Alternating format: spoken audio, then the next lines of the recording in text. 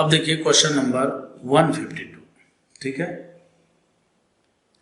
इसमें देखिए दिया हुआ है, कहता है विच sequence represent the best synthesis of 4 isopropyl, ये देखिए आइसोप्रोपाइल है, और बेंजोनाइट्राइल, ये है, इसको बेंजोनाइट्राइल बोलते हैं, आप जानते हो, CN, ठीक है।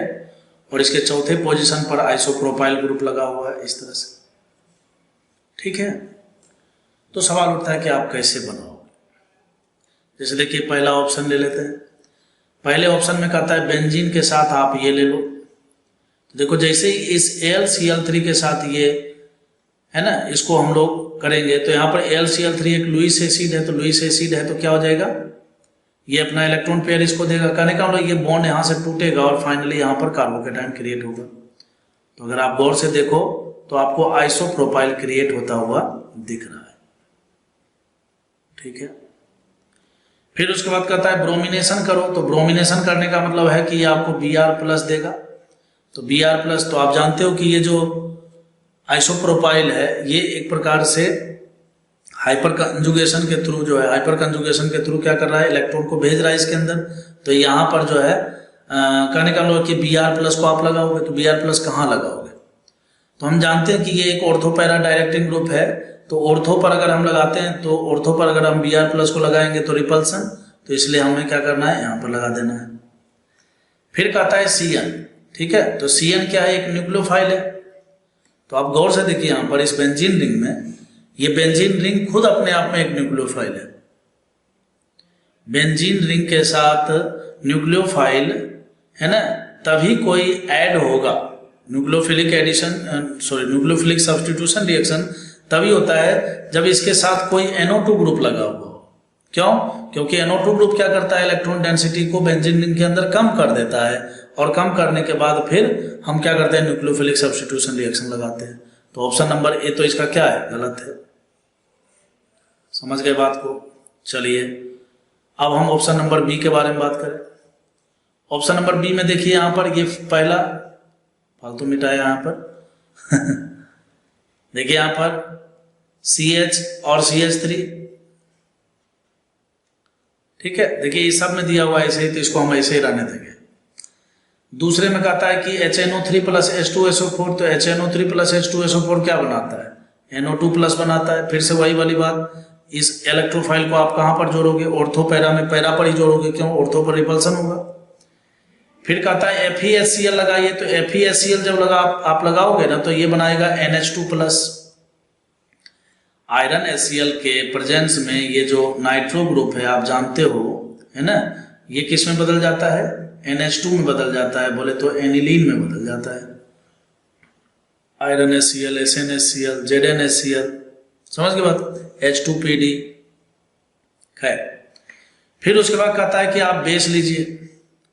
तो देखो बेस अगर आप लोगे, ठीक है, बेस अगर आप लोगे तो ये तो क्या करेगा, यहां से एसिडिक हाइड्रोजन को निकालेगा, ठीक है। और फिर कहता है NaNO2+ HCl लीजिए, NaNO2+। तो ये जो NH है यहां से NH2 हमारा बिगड़ जाएगा ना इस बेस के प्रेजेंस में। समझ में आ रहा है क्या। और वैसे भी देखिए, चलो मान लो कि बेस को हम एक बार स्किप भी करते हैं, अगर ये हम बना भी लेते हैं NaNO2+ H2O, ठीक है। तो NaNO2+ H2O इसको BDC में कन्वर्ट कर देगा, लेकिन फाइनली आपको ये साइनाइड CN नहीं मिलने वाला है, ठीक है।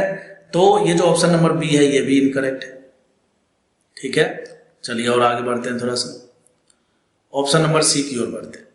बेस्ट सिंथेसिस बोलता है, देखिए यहाँ पर क्या बोला हुआ है, बेस्ट सिंथेसिस, मतलब थोड़ा सा भी लफड़ा होगा अगर उसमें तो उसको हटाना है। बहुत बार तो ऐसे ऑप्शन दे दिए जाते हैं कि पहले से भी बन रहा होता है, दूसरे से भी बन रहा होता है, तीसरे से भी बन रहा होता है, तो उसमें से देखेंगे कि इसमें आसानी से बन रहा है। समझ गए। जैसे देखिए ऑप्शन नंबर सी देखते हैं, तो बेंजीन और ये तो देखिए यही बन गया, इसमें कोई दिक्कत नहीं। HNO3+ H2SO4 नाइट्रो वाला प्रोडक्ट मिलेगा। फिर आयरन HCl, तो आयरन HCl का मतलब यह है कि इस NO2 को आपको NH2 में बदल देना है। फिर NaNO2+ HCl का मतलब ये हो गया कि आपको इसको जो है N2+ में बदल देना है, ठीक है। मतलब क्या होगा, मैं लिखता हूं एक बार जरा, यहां से ठीक, CH3 इधर, CH3 इधर, ठीक है, और ये N2 प्लस में बदल गया।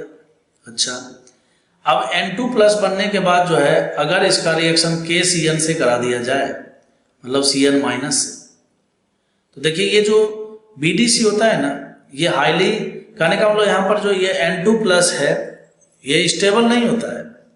एलिफैटिक में तो ये बिल्कुल भी नहीं होता है, तुरंत N2 प्लस जो है बोले तो नाइट्रोजन गैस वहां से इवोपरेट हो जाता है। लेकिन बेंजीन के केस में ये N2 प्लस कुछ देर के लिए स्टेबल होता है और ये कपलिंग रिएक्शन वगैरह करता है, ठीक है, और या फिर कोई भी इस तरह का न्यूक्लियोफाइल आ जाए तो वो न्यूक्लियोफाइल क्या करता है, यहाँ से बच्चों, यहाँ से इस पर अटैक करके और यहाँ से इस N2 को निकाल देता है।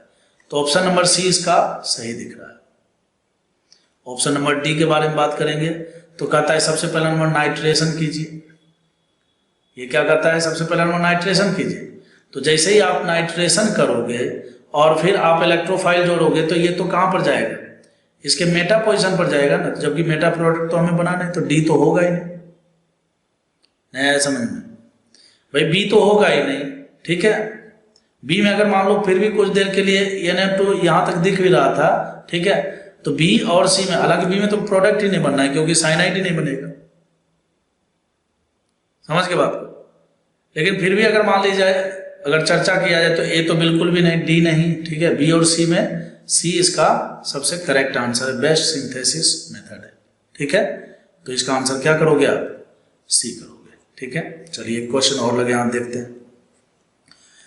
क्वेश्चन नंबर 153, ये भी वैसे ही कन्वर्जन पर आधारित है, मजा आता है ऐसे क्वेश्चन करने में, ठीक है, क्योंकि पूरा माइंड चेक हो जाता है कि आप क्या क्या सोच सकते हो। देखिए बच्चों, यहाँ पर पहला है मैग्नीशियम ईथर है, तो ब्रोमीन है, तो आपको पता है कि ये क्या करेगा, ग्रिग्नार्ड रिएजेंट बनाएगा, ठीक है। ग्रिग्नार्ड रिएजेंट बनाता है कैसे, इंसर्शन रिएक्शन करके, MgBr ऐसे बना देता हूँ। ये जो ग्रिग्नार्ड है ये क्या करता है, ये कार्बन आयन का सोर्स है, यहाँ पर कार्बन आयन और यहाँ पर पॉजिटिव चार्ज।